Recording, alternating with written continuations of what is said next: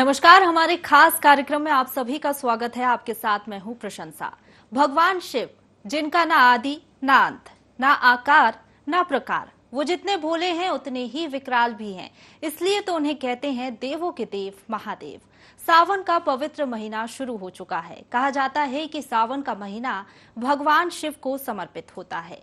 सावन मास में भगवान शिव की विशेष रूप से पूजा अर्चना की जाती है, क्योंकि भगवान शिव को सावन का महीना अत्यंत प्रिय होता है। मान्यता होती है कि जो भी भक्त सावन के महीने में शिव उपासना करते हैं, उनकी सभी मनोकामनाएं पूरी होती हैं। और भी जानकारी के लिए हमारे साथ स्टूडियो में मौजूद हैं पंडित अरविंद पचौरी, भगवताचार्य। सर, बहुत स्वागत है पंडित जी आपका।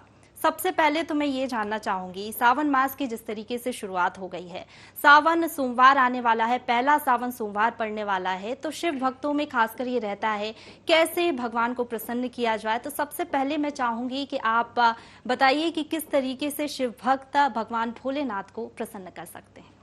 शंखेन्द्वा भमति वसुंधरतनुं शार्दूल चरमांवरं कालाव्याल कराल भूषणधरं गंगा शशांक प्रियं काशीशं कलिकल्म शौघ समनं कल्याण कल्पद्रुमं नौमीड्यं गिरिजापतिं गुणनिधिं कंदर्पहं शंकरम।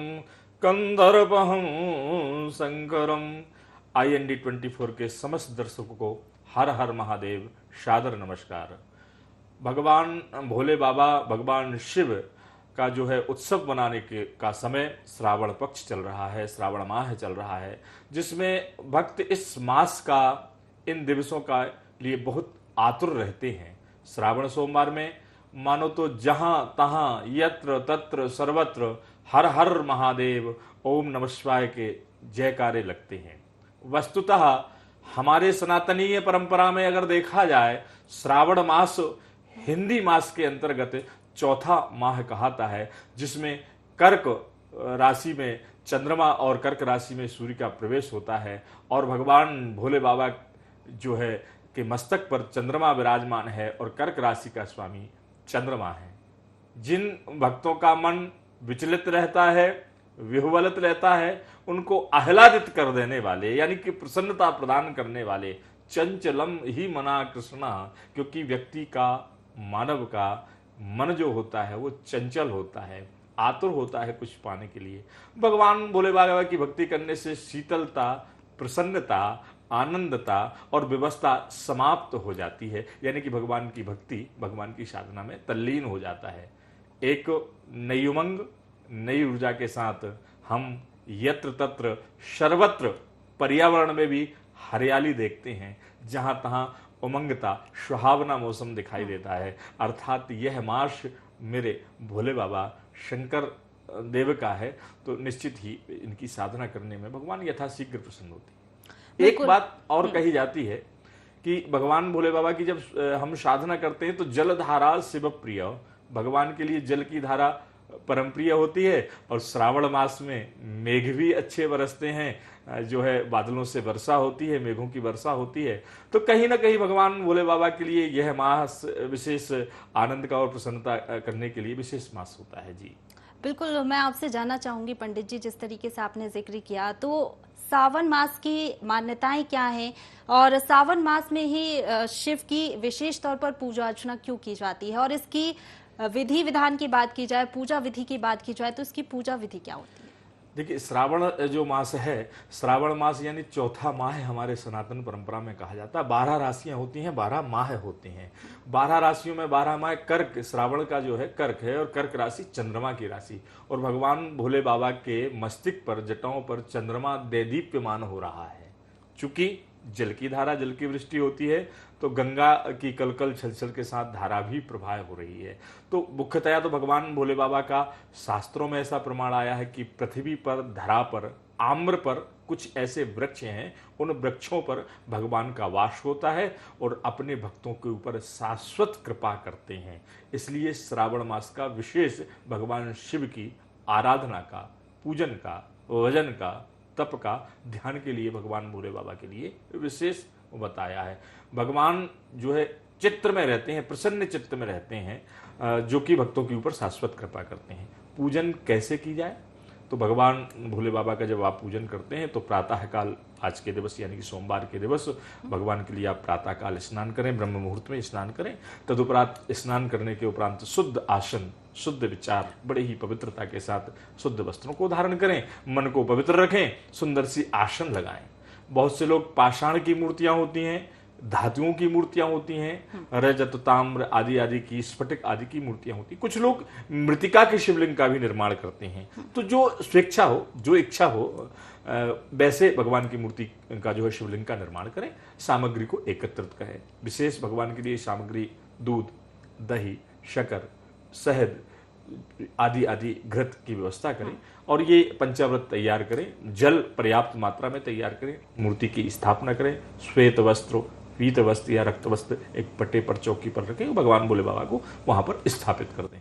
तदुपरांत भगवान का ध्यान करें। कोई आचार्य, विज्ञ, मनीषी हैं, उनको बुलाएं, वेद मंत्रों के द्वारा उनसे पूजन कराएं, दृढ़ संकल्प के साथ कराएं। पूजन में दो प्रकार का होता है, एक मनसा होता है, एक वाचा होता है। दूसरा ये होता है किसी कामना परक्त होती है, एक निष्काम भाव से होती है।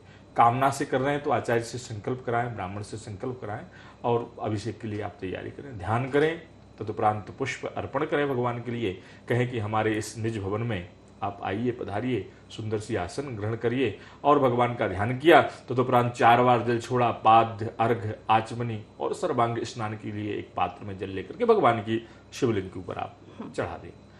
पंचामृत जो आपके पास रखा हुआ है पृथक पृथक, यानी कि अलग अलग है, तो अलग अलग दुग्ध से, दही से, शहद से, शक्कर से, घी से आप स्नान कराएं या एक साथ पंचामृत बना करके भगवान को स्नान कराएं। शुद्ध जल से स्नान कराएं। तदुपरांत वस्त्र, गंध, अक्षत। भगवान के लिए बिलपत्र अति प्रिय है। त्रिदलम त्रिगुणाकारम त्रिनित्यंचा त्रिधायम त्रिजन्म पाप संगारम बिल्वपत्रम शिवार्पणम। भगवान के लिए इस मंत्र से बिल्वपत्र अर्पण करें, क्योंकि अनेकानेक जन्मों के पापों को नाश करने वाला यह त्रिदल स्वरूप जो बिल्वपत्र है, भगवान को अर्पण करें। बिल्व का फल हो वह भी भगवान को अर्पण करें। धतूर का फल भगवान को अर्पण करें। पीत, रक्त, जो भी आपकी स्वेच्छा है, जो आपकी दक्षता से जो सामग्री आप जुटा सकते हैं, सहजता से, सरलता से, सुगमता से, वह सामग्री भगवान को अर्पण करें। तदुपरांत समूचे यानी कि परिवार के साथ, इष्ट मित्रों के साथ बैठ करके आप पूजन कर रहे हैं भगवान का। पूजन संपन्न हुआ, आरती करें, सभी लोग जयकारे लगाएं और विशेष नमः शिवाय का अगर आप कोई मंत्र नहीं जानते हैं तो ओम नमः शिवाय इस पंचाक्षर दिव्य महामंत्र का आप जो है रटन करते रहें, सभी जयकारे लगाते रहें और बड़े ही भाव से भगवान की पूजन तो आप जैसे करना चाहते हैं, जितना अधिक से अधिक। नमस्कार प्रिय भानु जलधारा शिव प्रिया। नमस्कार प्रिय भानु यानी भगवान भोले जो है सूर्य हैं, उनको नमस्कार प्रिय है और भगवान भोले बाबा के लिए तो जल की धारा प्रिय है। आप जितना अधिक से अधिक, लेकिन ध्यान रहे उस जलधारा में, उस उमंगता में आपके अंदर तो दयालुता, द्रविता होना चाहिए। जलधारा से तात्पर्य आपके अश्रु की धारा अगर मेरे परमात्मा के समक्ष बह जाएगी, परमात्मा तत्क्षण प्रसन्न होकर के, क्योंकि मंत्र जाप मम दृढ़ विश्वासा, जो मंत्र जो साधना में अगर दृढ़ता है, विश्वास है, निश्चित आपको फल मिलेगा। यानी कि भोले बाबा को प्रसन्न करने के लिए उल्टा नाम जगत जब जाना, आप उल्टा भी नमः शिवाय बोलेंगे तब भी भगवान प्रसन्न होंगे। भगवान की पूजन कैसे भी करें, बस भाव की प्रधानता है। भाव आपका स्वच्छ और पवित्र और शुचिता होना चाहिए। राग, द्वेष, छल, छद्म, कपट यह आपके अंतःकरण में नहीं होना चाहिए। मद, अहंकार आपके अंतःकरण में नहीं होना चाहिए, क्योंकि ना ज्ञानी परमात्मा को पा सकता है और क्योंकि ज्ञान से परमात्मा नहीं मिलता है, परमात्मा मिलता है भाव से। विश्वास प्रतिपन्नेषु एच विश्वासघातना। विश्वास है कि इस मंत्र के जाप करने से मेरा परमात्मा प्रसन्न होता है, लेकिन परमात्मा ऐसे प्रसन्न नहीं होता। परमात्मा भाव से प्रसन्न होता है, जो भरा नहीं है भावों से, बहती नहीं रसधार। जैसे कि अगर भाव है ही नहीं तो वो मंत्र, वो परमात्मा आपके भोग को कैसे स्वीकार करेगा, कैसे प्रसन्न होगा। अर्थात भाव से, निश्चल निष्कपट से जो अर्पण करेंगे यथाशीघ्र स्वीकार करेगा और परमात्मा प्रसन्न हो जाएगा। जी। बिल्कुल पंडित जी, जिस तरीके से आपने कहा सच्ची श्रद्धा भाव होना चाहिए, और भोलेनाथ तो वैसे भी इतने भोले हैं कि बहुत जल्द प्रसन्न भी हो जाते हैं। सावन सोमवार के दिन ये कहा जाता है कि आप उसका व्रत रखिए, विशेष तौर पर आपको लाभ मिलेगा। लेकिन कुछ लोग ऐसे भी होते हैं, कामकाजी लोग होते हैं, जो व्रत नहीं रख पाते हैं, तो उनके लिए क्या विशेष? देखिए प्रसन्ना जी, मैं सबसे पहले कहना चाहूँगा, आपका प्रश्न बहुत सुंदर है। हमारे भगवान भोले बाबा की उपासना के लिए और साधकों के लिए व्रत से तात्पर्य यह नहीं कि आपको भूखे रहना है या प्यासे रहना है। व्रत से तात्पर्य यह है कि आप इन 365 दिन में अगर आप झूठ बोलते हैं, किसी पर क्रोध करते हैं, चिंतित रहते हैं, व्यथित रहते हैं, तो व्रत से तात्पर्य यह नहीं कि भूखा रहें। आज के दिवस में तो यूं कहूंगा कि इन 365 दिन में ही आपको ऐसा नहीं करना चाहिए, लेकिन सत्यता स्वीकार कर ले कि हमें आज सत्य ही बोलना है।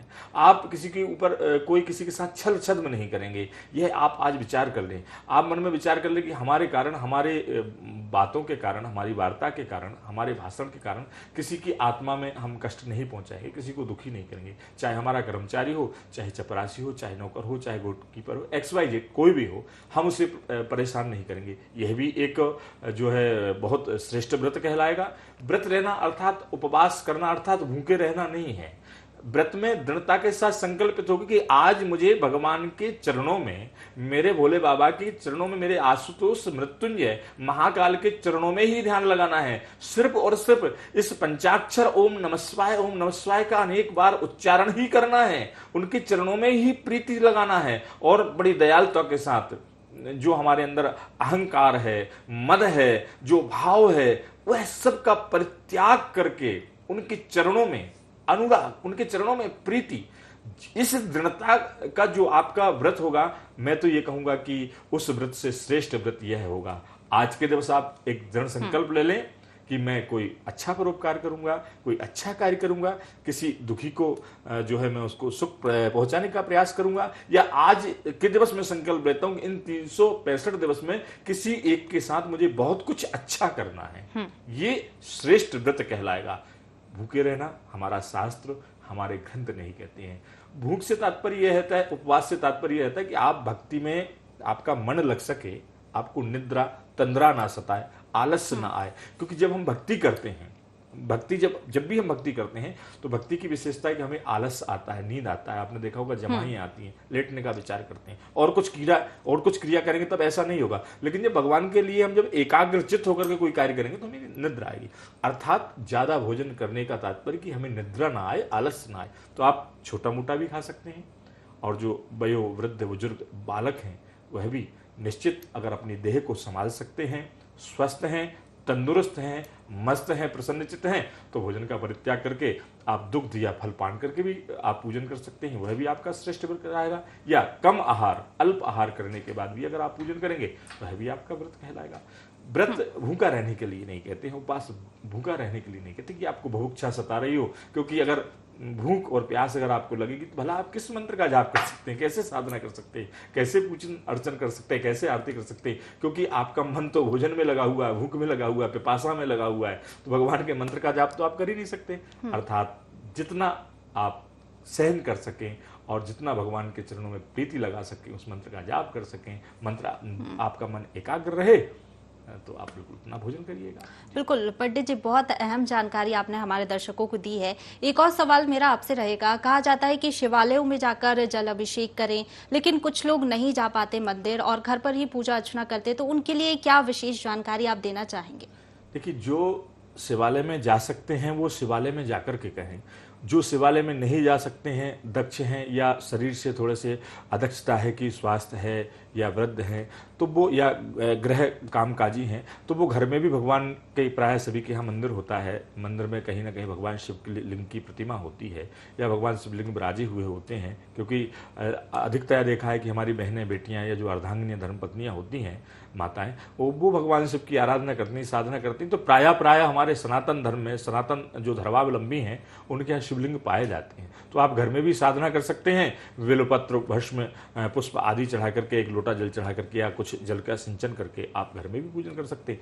यदि चेत नहीं कर पाते हैं तो जहां भी बैठे हुए हैं और आंखों को कुछ समय के लिए, कुछ मिनट के लिए बंद किया और भगवान का ध्यान किया, कि भगवान भी तो समाधि लगाते हैं ना, मग्न ध्यान रस दंड जब अपनी मन बाहिर कीन, रघुपति चरित महेश तब हर्षित वर्णे लीन। जब आप साधना करें कि मैंने भगवान भोले बाबा का ध्यान किया, भगवान भोले बाबा मेरे समक्ष विराजे हुए हैं, अब मैंने अंजलि में लेकर के भगवान को पुष्प अर्पित किया, क्योंकि मनसा वाचा कर्मणा मानसिक पूजन भी होती है। भगवान की रत्न कल्प तमासनम हिमजलई, भगवान की मानसिक पूजा भी की जाती है। तो जब आप भगवान की मानसिक पूजा करें तो भगवान विचार करिए कि भगवान मेरे समक्ष विराजे हुए हैं, मैंने सुंदर से पुष्प भगवान को अर्पित किए, ध्यान किया, अब भगवान को मैं जल अर्पण कर रहा हूं, दुग्ध अर्पण कर रहा हूं, भगवान का अभिषेक कर रहा हूं, ओम नमः शिवाय इस मंत्र का जाप कर रहा हूं। एकाग्रता के साथ आप 5 मिनट 15 मिनट 25 मिनट जितना भी आप ध्यान कर सकते हैं। यह भी श्रेष्ठ भक्ति, ज्येष्ठ भक्ति कहलाएगी, यह साधना कहलाएगी, भगवान की विशेष उपासना कहलाएगी। अर्थात जो मंदिर में नहीं जा सकते हैं वह भी अपने घर में एकाग्रचित होकर के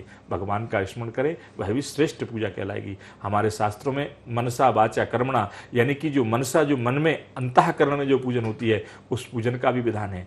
पर उस पूजन में कोई कमी ना करें। विचार करें कि मैंने अनेक जो है कलश भर के भगवान के लिए जल अर्पण किया, दुग्ध अर्पण किया, भिन्न भिन्न प्रकार के 56 प्रकार के व्यंजनों का भोग लगाया। मन से ही तो सोचना है, कोई सामग्री आपकी नहीं लग रही है, पर मन में शुचिता, पवित्रता होना चाहिए और भगवान के चरणों में जो है भाव होना चाहिए और भगवान से अंत में प्रार्थना करना है। पापो हम पाप कर्मा हम पापात्मा पाप संभवो त्राहि माम पार्वती नाथो सर्व पाप हरो भवो। हे परमात्मा, मैं तो पापी हूं, अधमी हूं, मैं जितना बड़ा पापी हूं, जितना अधमी हूं, मेरे समान कोई हो नहीं सकता। लेकिन आप तो इन पापों को तारने वाले हैं, आप तो भक्त के ऊपर दया करने वाले हैं, अधम को धर्म की ओर प्रदान करने वाले हैं, धर्म का रास्ता दिखाने वाले हैं। मुझे अपनी शरण में लें और मेरी इस भक्ति से प्रसन्न हो जाएं। मैं आपकी शरण में हूं।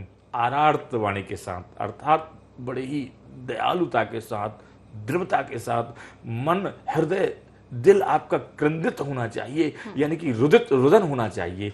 ऐसे मन से जब विचार करेंगे तो भगवान कहीं भी, भगवान तो हमारा खंबे में है, क्योंकि शंकर हर एक कंकड़ में शंकर पाया जाता है। ये हमारे भारत भूमि की विशेषता है। तो भगवान भोले बाबा की आप कहीं भी साधना कर सकते हैं, किसी भी स्थिति में, किसी भी परिस्थिति में, किसी भी देश में, किसी भी वेश में और किसी भी परिवेश में होकर के परमात्मा की साधना कर सकते हैं। बिल्कुल, बहुत अच्छी बात आपने कही है पंडित जी, और काफी अहम जानकारी भी आपने दी। एक और सवाल मेरा आपसे ये रहेगा कि कहा जाता है जो कुंवारी लड़कियां रहती हैं वो 16 सोमवार का व्रत इसलिए रखती है क्योंकि उन्हें अपने इच्छा अनुसार वर चाहिए रहता है, तो क्या ऐसी मान्यताएं हैं?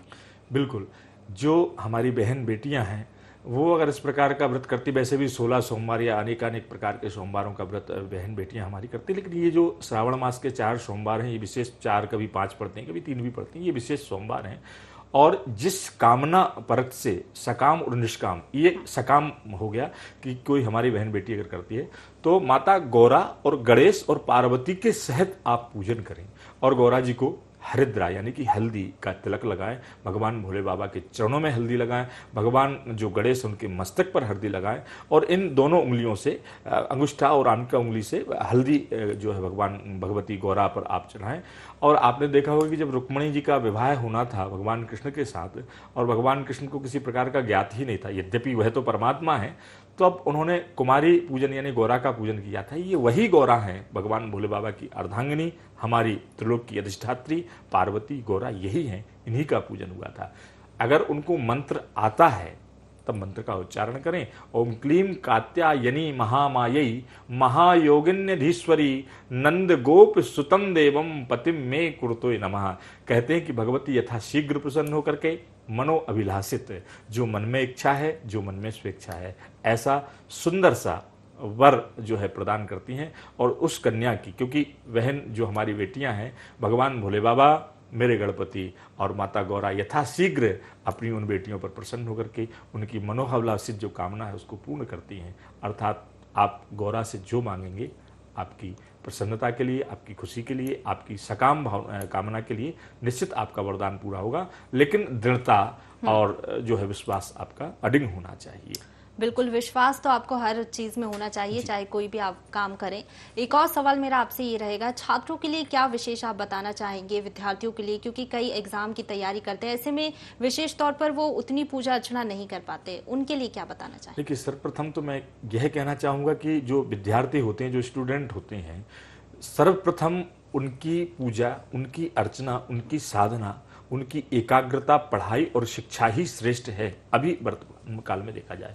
लेकिन मैं उन अभिभावकों से कहना चाहूँगा कि अपने उन बच्चों को यह संस्कार जरूर दें कि प्रातः काल यदि चेत वह विद्यालय जा रहे हैं तो सर्वप्रथम अपने भगवान को नमन करते हुए, शुक्रिया अदा करते हुए, प्रणाम करते हुए और परिवार के समक्ष 2 सेकंड, 10 मिनट, 1 मिनट जो भी समय है उस समय के अनुकूल उनको प्रणाम कराएं, नमन कराएं।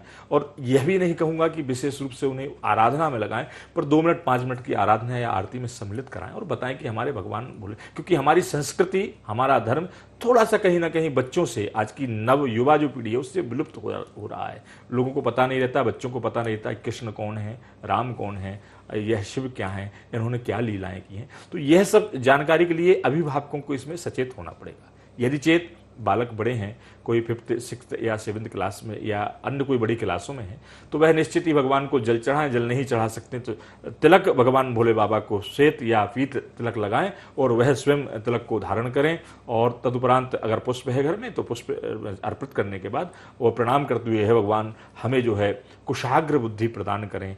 अभिभावक भी प्रार्थना कर सकते हैं अपने बालक के लिए कि कुशाग्र बुद्धि प्रदान करें। कोमल कोमल सुकोमल जो बिल्वपत्र होते हैं वह बिल्वपत्र चढ़ाएं। चाहे तो वह बिल्वपत्र अपने उस बालक को भी खिला सकते हैं, उससे जो है बुद्धि देदीप्यमान होती है, प्रकाशित होती है। तो कहीं ना कहीं बिल्वपत्र के पान करने से और भगवान को प्रणाम करने से, क्योंकि भावी मेट सकहीं त्रिपुरारी, विशेष बड़ी से बड़ी विकट से विकट दुर्घटना को भी परमपिता परमात्मा मेरे जो भगवान भोले बाबा हैं वह तत्क्षण क्षण मात्र में खत्म कर देते हैं। भावी यानी अति प्रबल, जिसको कोई समाप्त न कर सकता हो, जो किसी के लेख को न मिटा पाता हो, ऐसा भोले बाबा तत्क्षण मात्र में ही, क्षण मात्र में ही नष्ट कर देते हैं। तो उन बालकों को भगवान कुछ नहीं तो 5 बार 11 बार नमः शिवाय इस पंचाक्षर महामंत्र का उच्चारण कराना चाहिए और आरती अगर कर सकते हैं तो करें, क्योंकि बच्चों की प्रातःकाल का जो समय होता है वह विद्यालय जाने का या स्टडी करने का या पढ़ाई करने का होता है। तो सर्वप्रथम मैं भक्ति की ओर नहीं खींचना चाहूंगा, लेकिन भक्ति से जुड़े रहने के लिए उन्हें अभिभावकों के साथ उन्हें भगवान शिव, भगवान कृष्ण, भगवान राम, गौरा, गणेश आदि की जानकारी होना चाहिए कि हमारे भगवान है। उनकी उसमें श्रद्धा होना चाहिए कि मंदिर घर जा रहे हैं, विद्यालय जा रहे हैं तो प्रथम आकर के प्रणाम करें, आते हैं तब भी नमन करें। और क्योंकि प्रातःकाल उठ के रघुनाथा ना वही मातु पिता गुरु माता, यानी कि भगवान राघवेंद्र सरकार ने भी यही किया था, यही क्रम था कि प्रातः उठ करके अपने इष्ट को, अपने माता पिता को नमन करना, प्रणाम करना, फिर जो है शिक्षा स्थली को जाना, विद्यालय को जाना, अपने कार्यों को करना। तो ये कहीं ना कहीं बच्चों की जो है बुद्धि के लिए, प्रबलता और कुशाग्र बुद्धि के लिए, ज्येष्ठ और श्रेष्ठ ज्ञान के लिए विशेष जो है अभिवादनशीलस्य नित्यम वृद्धोपि शोभना चत्वारि तस्य वर्धन्ते आयुर्विद्या यशो बलम। इससे 4 चीजें बढ़ती हैं, आयु, विद्या और यश और बल। यानी कि जो है माता पिता के साथ पूजन करें, माता पिता की बच्चों को सेवा करने का बताएं, दादा दादी की सेवा करने का बताएं, साथ ही भगवान का नमन और प्रणाम, गुरुओं को नमन और प्रणाम करने का बताएंगे, तो स्वतः ही उस बालक की जो है बुद्धि कुशाग्र होगी, प्रबल होगी, ओजस्वी तेजस्वी होगी और वह 4 दिशाओं में दीप्यमान होगी। बिल्कुल, ये तो छात्रों की बात हो गई पंडित जी। जैसे कुछ लोग होते हैं व्यापार में उनको लाभ नहीं मिल पाता, कुछ लोगों को सफलता नहीं मिलती है, ऐसे लोगों को क्या जानकारी देना चाहिए? देखिए, जो कुछ लोग होते हैं उन्हें व्यापार में जो है सफलता नहीं मिलती है, विशेष प्रयास करने पर भी असफल होते चले जाते हैं। ऐसे जातकों को, ऐसे साधकों को, ऐसे सनातन धर्मावलंबियों को भगवान भोले बाबा की साधना करना चाहिए। विशेषतया दूध या जल मिश्रित करके भगवान को अर्पण करना चाहिए, भगवान का अभिषेक करना चाहिए, जितना अधिक से अधिक करा सकते हैं करें। साथ ही अगर हो सकता है काली मिर्च भगवान को चढ़ा सकते हैं तो काली मिर्च भी भगवान को अर्पित करें। उनके सुंदर सा जो भोग लगाते हैं उस भोग में एक दोने में या कटोरी में, जो भी सकोरे में जो है भिन्न भिन्न प्रकार का जब भोग लगाते हैं तो पीत पुष्पों को भगवान को अर्पण करें, काली मिर्च भगवान को अर्पण करें, लवंग, फूल से लगी हुई लवंग और पेड़ा भगवान को अगर अर्पण करते हैं और मक्खन भगवान को अर्पण करते हैं भगवान भोले बाबा को, ये 4-5 चीजें भगवान को अर्पण करने से असफलता में सफलता परिवर्तित होती है। यह परमात्मा का शिव पुराण के अंतर्गत ऐसे लेख आए हैं, ब्रह्म वैवर्त पुराण के अंतर्गत ऐसे लेख आए हैं। भगवान भोले बाबा देखिए अघोरी भी हैं, अकंटक भी हैं, इनके भिन्न भिन्न प्रकार के रूप हैं, लेकिन शाश्वत और सहज और सरलता से जो हमारे सनातनी हैं, जो गृहस्थ आश्रम में प्रवेश कर गए हैं, जो वैष्णव संप्रदाय से हैं, जो गृहस्थ में रहकर के साधना करते हैं, उनके लिए सहज और सरल और सुगमता की साधना यही है। और निश्चित यह दृढ़ता के साथ, विश्वास के साथ अगर करेंगे तो निश्चित हमारे भोले बाबा प्रसन्न हो जाएं, क्योंकि भोले बाबा बड़े ही दयालु हैं, बड़े ही अघोरी हैं। अगर चोर उनके मंदिर में चोरी करने के उद्देश्य से जाता है और घंटे पर नजर चढ़ जाती है, तो भगवान के जो है सर के ऊपर पैर रख करके उस घंटे को चुरा लेता है, आपने भी सुना होगा, तो भगवान भोले बाबा तत्क्षण वहां प्रसन्न हो जाते हैं। उसे स्वर्ण का जो है घंटा देते हैं या भिन्न भिन्न प्रकार के आभूषण देते हैं। भगवान से पूछा कि आपने ऐसा क्यों किया, यह तो चोरी करने के लिए आया था। तो भगवान ने कहा कि लोग तो मुझे जल चढ़ाते हैं, पुष्प चढ़ाते हैं, तो स्वयं मेरे ऊपर अर्पित हो गया। तो भगवान भोले बाबा इतने भोले बाबा हैं कि यथाशीघ्र प्रसन्न होने वाले हैं। बिल्कुल आपने सही कहा एकदम, जैसे जी। कि उनका नाम भी भोलेनाथ ही जी। है, इसी से साफ जाहिर होता है कि वो थोड़ी सी भक्ति से बहुत जल्द प्रसन्न हो जाते हैं। एक और मेरा सवाल आपसे ये रहेगा, जल अभिषेक का विशेष महत्व होता है, तो कुछ लोग गन्ने के रस से जल अभिषेक करते हैं, कुछ लोग अनार के रस से जल अभिषेक करते हैं, तो इन चीजों का क्या मतलब है? देखिए, गन्ने के रस से अभिषेक करना भगवान भोले बाबा को यथाशीघ्र प्रसन्न करना होता है। जो धन से, जो कर्ज से थोड़े से परेशान रहते हैं, उन्हें गन्ने के रस से भगवान भोले बाबा का अभिषेक करना चाहिए। जो अपने स्वास्थ्य से, परिवार से या कोर्ट कचहरी के मुकदमे से परेशान हैं, उन्हें दाड़े में यानी कि अनार के रस से भगवान भोले बाबा का अभिषेक करना चाहिए। जो वैसे ही स्वतः विचलित रहते हैं, विह्वलित रहते हैं, क्रंदित रहते हैं, चिंतित रहते हैं, उन लोगों को दुग्ध और जल से मिश्रित भगवान का अभिषेक करना चाहिए।